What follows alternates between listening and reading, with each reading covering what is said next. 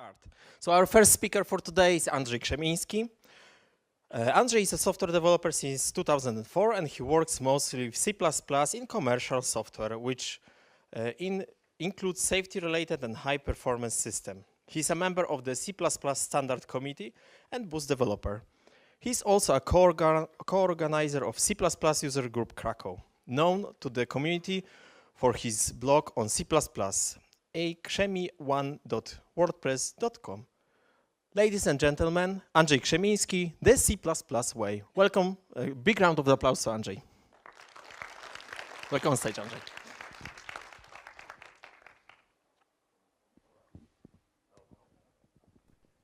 Do we need to turn this?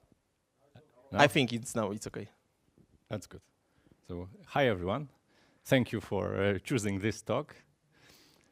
And today, I'm gonna show you the ways of structuring your code that is characteristic of C++. C++ is a very pluralistic language, so you can code in a very different ways and be successful. But it has been really designed and optimized for certain usage patterns. You don't have to use them, and you can still be successful. But if you do, you immediately start to appreciate how the language actually helps you, how it makes you describe the complex reality of your problems in a really manageable way. And we'll go through 4 of them, which is value semantics, how you manage resources with the notion of sessions, how class invariants work, and how we make and break promises. And 40 minutes that we have is not enough to say everything that needs to be said. So we are only going to scratch the surface. Any of those topics deserves like an hour presentation. But it is enough if we introduce the notions and the ideas here. So first is value semantics. In an imperative language such as C++, we usually communicate with objects. Objects are like boxes where you can store a value and talk about the value, but you can also talk about the box itself. So you can take the address of an object, the size of an object. But if we think in value semantic terms, we try not to think about the objects themselves. It's irrelevant that we try to think that they are irrelevant and only focus on the values they contain. So usually the usage pattern is when my function returns something by value, I need to have an object inside the function, I call it ans here, and to modify its state the way I like, there will be another object in the caller that will be created with a value, but in principle we don't pay attention to the fact that there are 2 objects. We only pay attention to the value that travels from one object to another. And with this, we get a very important property, which we will show by example. We tend to think, because this is what we are taught first, in mathematical terms of values that we have. But in reality, those are objects that contain this value at this point in time and different value in a different point in time.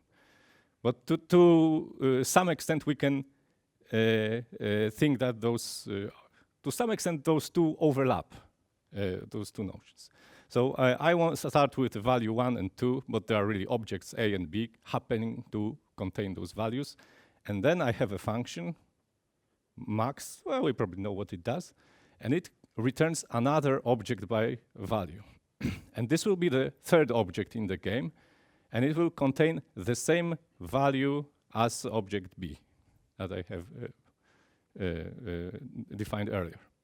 And when later in the game, when I change my object B, and I need to peek into the object C, it still contains the value 2. So the modification to object B did not affect my value in the object C. And this is actually extremely important property, which even has a name. It's the value separation property. We can even define it formally. Like if I have original object, storing value v, and I make a copy, and I change the original, my copy stays the same.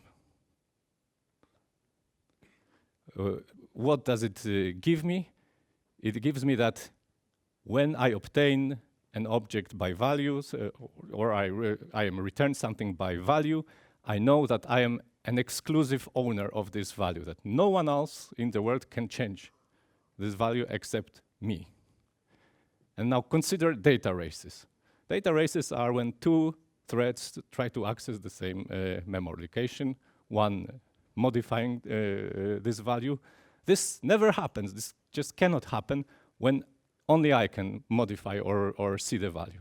All the data race problems go away when I switch to value semantics.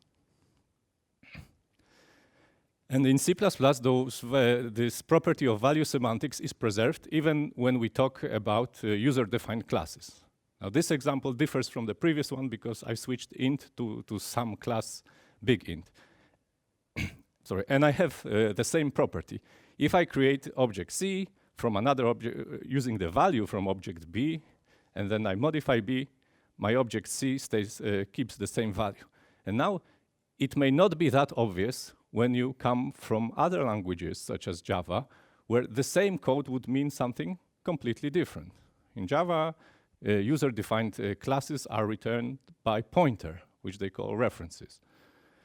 And you get the situation where you have pointer B pointing to some object somewhere with value 2, and when you return by value, you return the pointer by value, so you return another pointer that points to the same object and also gives you value 2, as you would expect.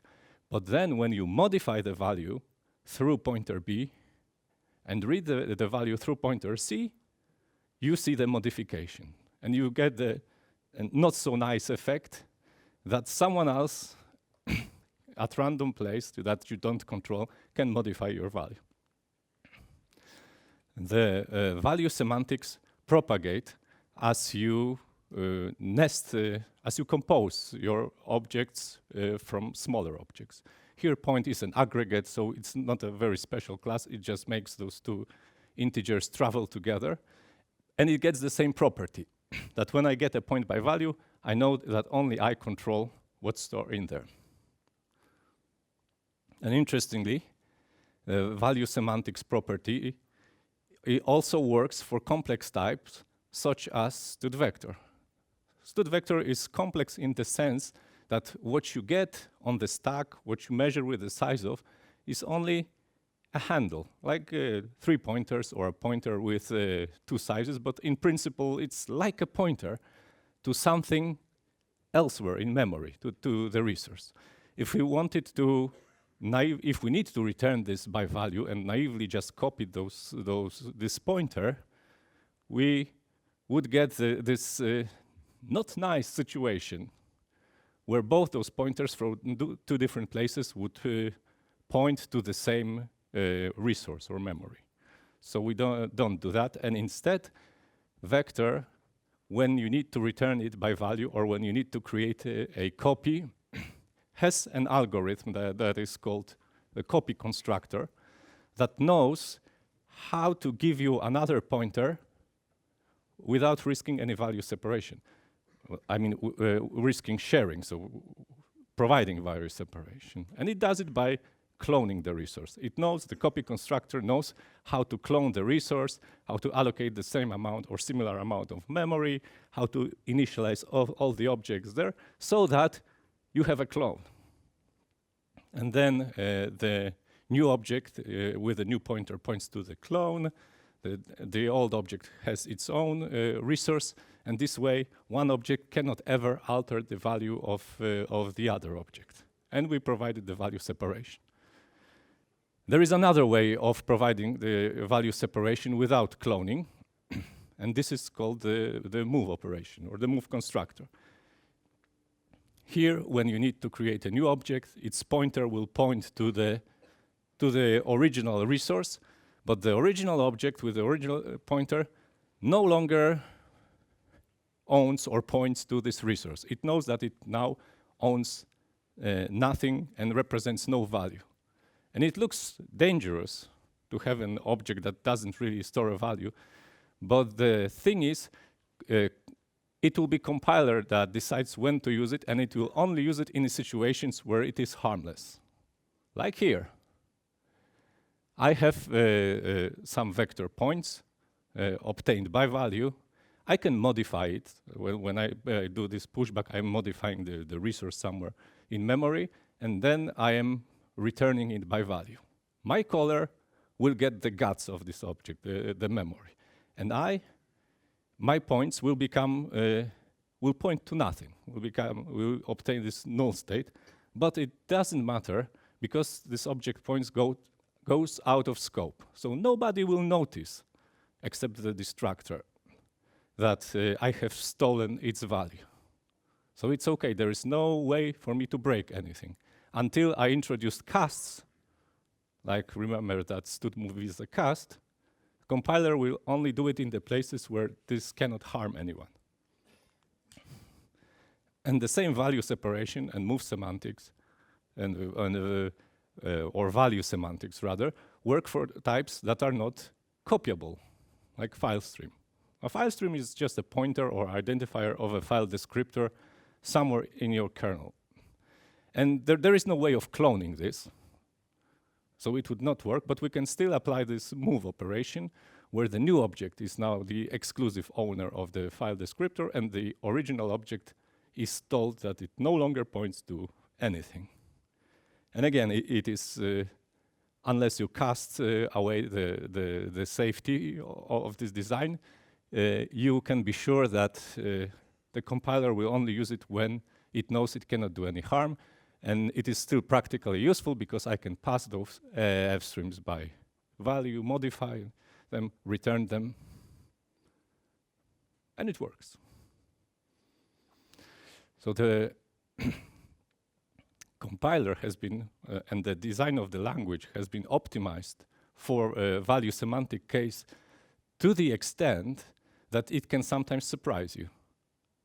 Like here, we are going back to the original example when I'm returning a vector by value. So I need some name, some object inside my function. It is called ans here, where I can push values, modify them, and at some point I will return them, and there will be another object, vals, in the caller. And if I wanted to check the addresses of those two objects, most of the cases in all of the platforms, this will be the same address here and there. And this works against what we are taught, at least what I was taught. It breaks the model of function frames, and you may find it surprising, but if you do, it means you are not thinking in value semantic terms, because you should be focusing on the value that travels from object to object, and not the objects themselves that are used in the process. And this works to the extent that I can even return by value things that are not movable at all, not only copyable, but not even movable, like stud mutex. And it works because value semantics and return by value are not about copying or moving, but are about providing this value separation. This is all that there is to it. And another way of explaining value semantics is by demonstrating how you can break them. This is maybe even more interesting. And you break them very easily by using shared pointers as members of your class. So suppose our big int was implemented with a shared pointer that I assigned to some allocated memory in the constructor, and it appears very nice because you get the copy constructor, move assignment, destructor, everything for free without leaking any resources. It even can pass some tests. But if we go back to our example here, if I'm creating another object C using the value from object B, I have two shared pointers pointing to the very same memory. And I have created something that Sean Parent would call an accidental data structure. Because sharing, as in shared pointer, is the opposite of separating, like in value semantics. And then I'm going back to the problem of when I modify something through object B, this modification is seen in the object C. Yeah? And if you do it, you will confuse your users. So the short advice is don't use shared pointers as members of your classes, unless you point to the const data. And the same works, although we don't have time to go through it in this presentation, when you pass arguments to functions by value. When you pass by value, you have the guarantee that you are the exclusive owner of this value, of the resources, and no one else can change this value. But we often pass arguments by reference to const, because performance, and we may think that it is the same or sufficiently safe or similarly safe, but it's not. When you pass by reference to const, it means that there is an object somewhere outside of your function that your reference points to that anyone in the world can modify, also as this function executes. It's only you who cannot modify it through this reference, but anyone else can. And sometimes you can get really hit by it.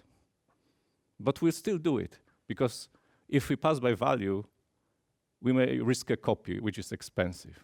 So it's an engineering trade-off here that we have to make. So the takeaway from this section is, with value separation, you get the no aliasing guarantee, that no one will change your object. You have no data races, no surprising from the outside world. Just the thinking, you can just think about the program logic, and it's simpler because you don't have to account for the external reality that could otherwise change your state. Okay, another, the second hero of the day here is how we manage resources through sessions. A resource, by resource, I mean anything that in the system that we are short of, like memory, exclusive access to the display, devices such like mice, keyboards, connections, databases, and they are all globals. We are often taught to think in terms of local state and local objects, and it is preferable. It's of course nice, but in the end, ultimately, nearly any resource in the system is a global. And another feature of resources important for us is that we are short of them. Others are competing with us for the resource. So we have to be sure to responsibly share this with others. And when it comes to managing resources, what helps is the notion of a session. A session is a time that we spend with a resource as its exclusive owner. And what we want of those sessions to be as short as possible, because others are waiting for the resource as well. And the language feature that helps us here a lot, and is sometimes underappreciated, is the deterministic object lifetimes. For any object that you create in your program, in the system, you know that its lifetime ends at the end of the scope it has been created in. And this is when the destructor is called. And we have a number of those different scopes in the language. We have block scopes, that is functions, or what gets inside the braces of an if statement. We have class scopes that work somewhat differently. In C++20, we have the coroutine scopes, which is an even different kind of scope. And we have lambdas that can be used as a hack to introduce tiny scopes in the places where you would otherwise not have them. And the object lifetime has similar properties, or the exact properties that we need when thinking about sessions with resources. Object lifetime starts when it has been successfully initialized, and it ends when the destructor is called. Whereas a session with a resource starts when we have successfully acquired the resource, and the session ends when we have released the resource. And they are so strikingly similar, and this is not a coincidence, that the obvious conclusion from it is that we should be using object lifetimes to model sessions with resources. And if we do that, we immediately get another level of safety in our programs. What we get is that if we can see an object in scope, like S here representing a socket, if we can type anything here like s.write, we have a guarantee from the language that we will do it right, that we will do it while being the owner of the resource. There is no way, no syntactic way of using this, of writing anything to the socket when you have not acquired it as your owner. When you just cannot do it. The syntax doesn't allow you to do it wrong. Except that you may fail to initialize an object. You may fail to acquire a resource. And then you would have the S that is in scope, but which you cannot use. And the language has a solution for it. The moment the constructor signals that the initialization failed, all the remainder of the scope is abandoned. Automatically, not. You don't have to code it. It's just there. This is what is called stack unwinding, but we will call it differently in this talk. We will say that the compiler not the compiler, but the program abandons any operation that wanted to use this object as. And this abandonment continues. So our function talk was supposed to return a string. Somebody wanted to use it. They will not get the string. So anything else that depended on this value is automatically abandoned. You don't have to do anything. It just gets abandoned. And this abandonment cascade continues. Typically, unless you have a very special case, when you invoke the operation, it is because other operations down below the pipeline depend on it. And if and you don't want to call any of those operations if you know that the previous one failed, because you would be probably risking violating the precondition of the next functions. So if any of the function in the pipeline fails, you just abandon all of them. You keep abandoning those operations until you know there is a place in your program where the next operation does no longer depend on the previous one. And there is not a lot of those situations, but there are some, like in a main server loop. If you are processing a transaction from the customer and whatever went wrong there, you can just abandon the entire transaction and try to start a new one, and maybe a new one will work because maybe the new transaction is completely different. So that would be the place to actually stop this abandonment cascade. And speaking in C++ terms, to put a try catch and execute the next operation.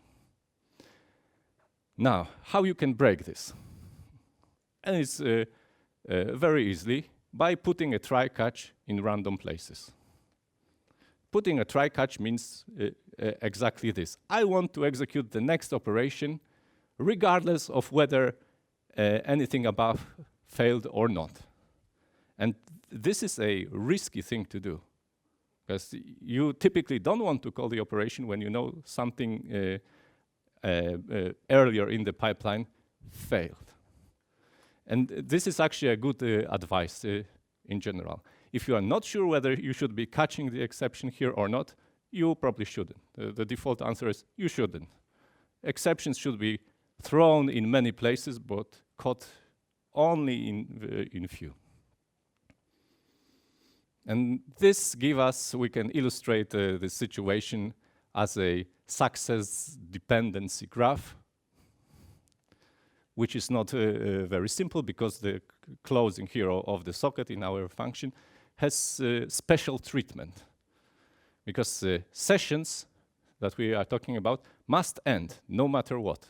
I mean, no matter if we are abandoning, even if we are abandoning the operations, we still release our resources because others in other threads are waiting for them. Our sessions can span across object lifetimes also. This is actually a very common situation where we have a factory function that returns the object for someone else to use. We have one object F1 here that we prepare and then return. We have another object F2 in the caller.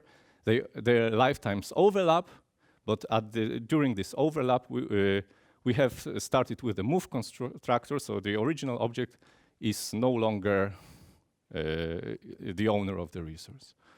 So the objects come and go in scope and from the scope, and the notion of a session travels from one to another, but at each point in time, we have exactly one object actually owning the resource or modeling the session. And it is you who decide what is going to be a session in your program. And the criterion for choosing what qualifies for a session and what not is when you observe that you have this need to close something or release something, even if anything else is abandoned. If you see this pattern, it probably means that you need a resource managing class, unless you already have it. And how to break this?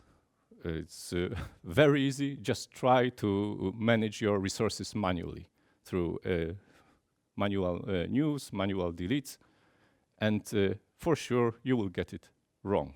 Whenever I see a naked delete in the code, I can be sure that it never passes my review. I can be sure that you have a memory leak somewhere, even if I cannot prove it right now. Because in a complex programs where you have to deal and think about so many moving parts, you will not get this right. And resource managing classes like sockets still have value semantics. That is, when I obtain a socket like this by value, I know that I am the exclusive owner of the object and no one else can modify its state behind my back. Those sessions can be composed in bigger sessions, and the class compositions works nicely with it. So my connection is a higher level session here, and it's composed of a session with a socket and a session with a buffer. And when I decide I am done with a connection, those sessions with the socket and the buffer end automatically and the way I want. So the takeaway from this part is you observe the situation where you need to release something in any case, whatever happens, even when you need to abandon the scopes. And this is where you want to have a resource managing class. Next is invariants. And invariants can probably be best described by an example. Consider these two classes which have identical object layout. I have a point that represents a mathematical point in a two-dimensional space, and I have a range. Not like a stud range or iterators, but like mathematical range, that any number between this minimum and maximum. In each case, I'm using two integers. For point here is actually like a tuple of integers. I have just two integers that travel together, and any combination of those two integers will just work. I could have used a tuple for it as well. I just needed a nicer name. In case of range, this is not that simple, because not any combination of integers will work for me. I do not want to have the min being greater than max, because this would no longer make sense as a range. And this tension that you can feel right now is exactly what an invariant is. Invariant is a guarantee from the class author that some states of my object will never be observed. And actually, providing and maintaining the invariant is the primary, if not the only reason for having a class proper. like not an aggregate, but a class with private members and some public functions for controlling access. If you have this, this is because you, whether you know it, whether you are aware of it, you have an invariant to maintain. And the contract here is that it is the class author that guarantees that this invariant will hold. And because of this, the users are relieved of the responsibility of checking this state, because it's already taken care of. The users can now only focus on their business logic. In our case, the business logic is to speak in terms of ranges. So the users now can, we have risen the abstraction level here, because the users now think in ranges and don't think in terms of two integers being in an incompatible relation. And this alone reduces the bugs, because our users now only focus on the business logic and not on the low-level details of integers. And our implementation of the class will look like something like this. We will probably need to provide some way of modifying the state, but we will need to control how this modification happens, because now it is our responsibility to guarantee and maintain and protect the invariant. So maybe I will have a throw expression here. If you give me the wrong combination of values when you need to set them, I will throw an exception, because I don't want this operation to continue. Or maybe I will do something like on the right-hand side. That is, I will declare a precondition. That is, I will say explicitly that it is the caller's responsibility to give me only the good combination of integers. There is no way to enforce it in a bulletproof way, but at least it is a way to make clear whose responsibility it is to give me the to pass the right to have the right values here. Whether it's my responsibility, whether a caller can give me any rubbish they want, and I am telling the good values from the bad values, or if it's the caller's responsibility to give me only the good values. Well, at least we make this clear. But in any case, this is a form of protecting my invariant. And to be more specific, the invariant holds whenever a user can observe the state of my object. So that will be after the object has been successfully initialized and after any function from the class interface finishes. And by class interface here, I mean public member functions and friends, because they are also part of the interface. And we could argue whether protected member functions also fit into this model, but this is not the scope of this talk. But the more important part here is that the invariant holds even if my operation ends in exception. So it's not like some people say that the invariant is automatic postcondition that applies to every function. It's not true, because the postcondition only needs to hold when the function exits successfully. Invariant holds even if the function ends unsuccessfully. And in fact, in my example here, I threw an exception precisely because I wanted to protect my invariant. Throwing exceptions is a way of protecting the invariant. And you can have different kinds of invariants. Sometimes, like in our case, we could express it as a C++ expression and evaluate it if needed. So this is very convenient. Sometimes an invariant is quite formal, but you cannot evaluate it. Like, we may agree that the invariant is that I'm storing an array or holding an array that has 0 at the end. But there is no way to check it. If you try to check it and it's not there, you will cause UB or run into the loop that doesn't end. You don't want to check it. But you still want to communicate it, that you have this invariant, that you take care of it, and your users don't have to. And being a session, having a resource in session is also a form of invariant. And we've talked about the move operation before. And you notice that there is, when you do a move, you put your object into this special moved from state, or we can call it a null state, or whatever. But in any, however you call it, is this special state that is somewhat dangerous because you no longer have a resource to represent. So like in our case with sockets, when we introduce the move constructor, now our class socket no longer represents a socket, but it represents either a socket or a not a socket. And now our users need to be prepared. So we have, with this, we have lowered the abstraction level. Now our users need to think about two things, which is not very convenient, sorry, but it's fast. So again, we have an engineering trade-off here. We need to choose between two valuable things. And sometimes one choice is good, sometimes the other, but we have to be aware that we lose something either way.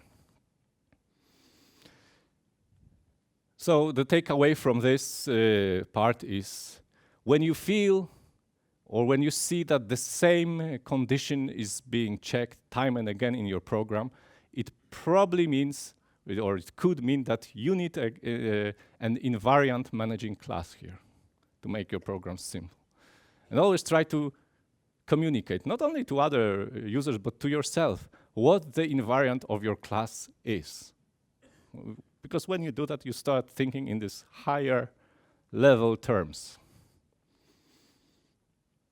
And the last one is about making and breaking promises. So our functions will usually have names like fetch data from database.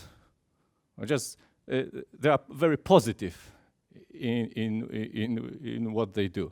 But in reality, you cannot guarantee that. You cannot guarantee that you will fetch the data from database because it is not entirely in your control. You don't control whether you lose connection or not, whether the table you wanted to read is there, even if it was there just a second ago. So the promises that you make is quite sloppy. But the thing is, those sloppy promises are good enough for our callers to make their sloppy promises. So the guarantee that we give with our functions is that I either deliver a promise, and by the way, when I say promise, I do not mean anything like stud promise or the coroutine promise type. I mean promise like in English language.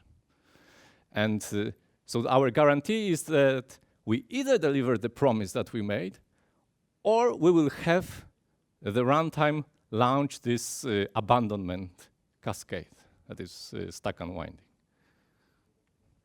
And this is good enough. So whoever calls our function get count from database maybe will not get the promise that we made, but if they don't, they will just be abandoned. So it no longer matters.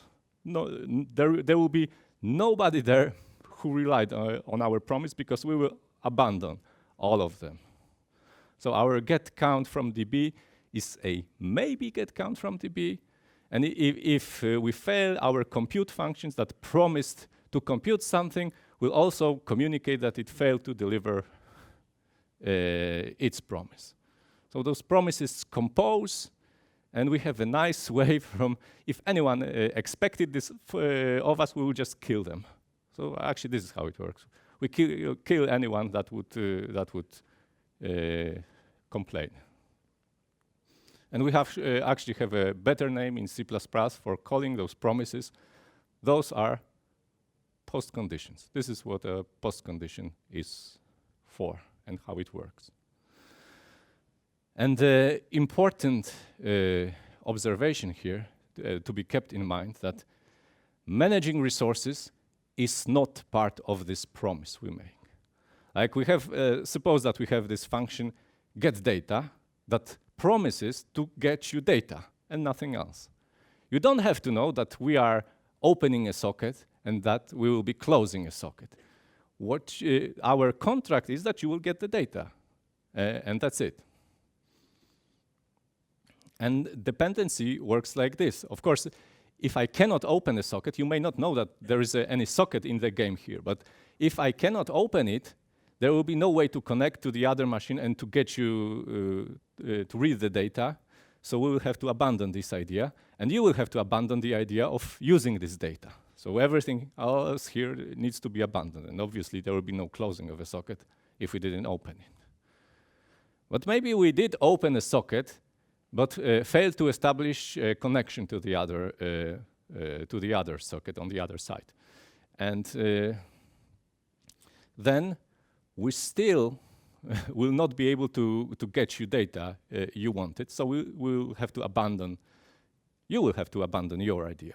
We'll have to cancel all these operations, but we are not abandoning the closing of a socket, because there is other threads or other parts of the program that still need to work with this socket. So we have to make sure that this works. It is not the promise to our caller, but it's promised to somebody else that we have to clean it up. But it can also happen that we have opened the socket, we had successfully communicated with the other machine, and we have data to return to you. And we are closing the socket now, and it fails for some reason. And this is where it is important. Closing of the socket is not part of our promise. So there, you will still be able to use your data. There is no reason for you to abandon your operation. We have, of course, messed. We had made somebody else's lives harder now, because there will be no socket to share anymore. But it's not part of the promise. We will not cancel our callers. And this is why we are told not to throw exceptions from destructors. Not because there's some terminate being called, but because it is logically incorrect thing to do, to cancel, to abandon the next operations, only because we didn't do something we never promised. And this is why managing resources maps so nicely into a constructor and destructor semantics. And we've seen that abandoning scopes requires closing of the sessions, which means that we have to make sure that our sessions remain closable when we report failure, which means objects must be destructible when we report failure. And our objects that report failure may survive this abandonment cascade, so they may need to be inspected or reset. So you have to give this guarantee also, but you decide what subset of operations is still valid when your object reported failure. And the very minimum is that it needs to be destructible and it must still maintain its invariant. And actually, we are getting till the end. Hopefully, you were able to see that those 4 aspects are pieces of the same puzzle. One cannot even work without the other. If you want to have value semantics for anything simpler than ints, you will need to manage an invariant. You will need to manage some resource. And for managing those, you will need those failure and success dependencies. So it's actually one whole that we could call the C++ way. And that's it. Thanks for listening. Thank you very much, Andrzej, and big round of applause to Andrzej. And I can see in the end that actually you managed to fill up the whole room while having this very strong competition from Björn. Yeah, And Andrzej will take now a couple of the questions from the audience. So if you have a question, please raise your hand and we shall provide the microphone for you. So before you ask the question, please wait for the microphone. Questions? There is one in the middle of the room.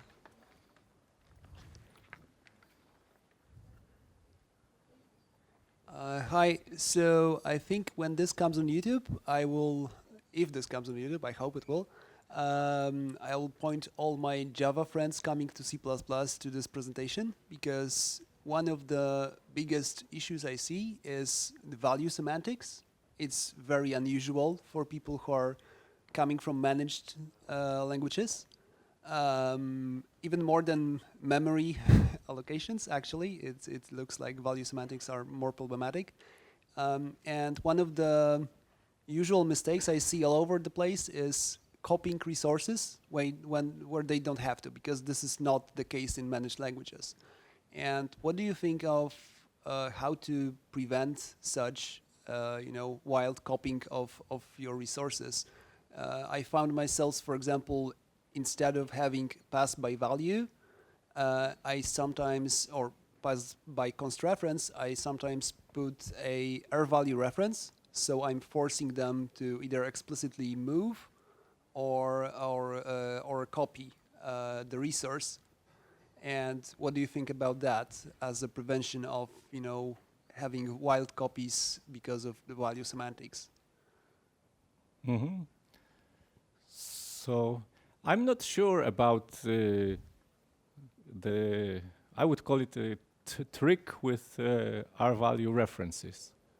It probably works in my case, in your case, in particular cases, but it's not something that I would just teach people upfront to do, because it is very likely to get it wrong.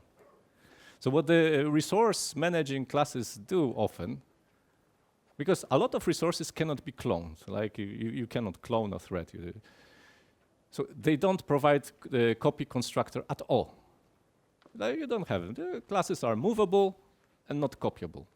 And this alone, if you can afford to do that, solves your problem. Because you don't have to protect anymore anyone, because they are automatically protected. You just cannot copy it, whatever you do. I think the problem is with classes that manage resources that can be cloned, like vector. It's very easy to clone the resource. And then the situation is difficult because another goal that we want to have is to have those vectors behave like integers. With integers, it's uncontroversial. Yeah, I want a copy, another copy, and it's okay.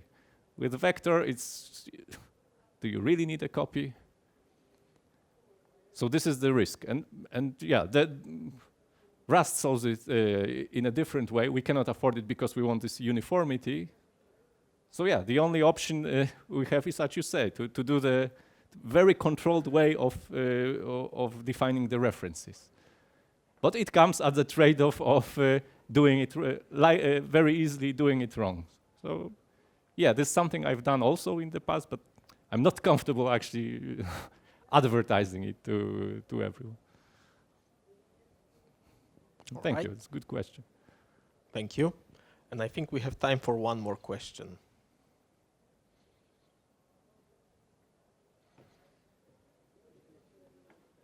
All right, I don't see any, so thank you very much once again to Andrzej. So big round of applause. Thank you.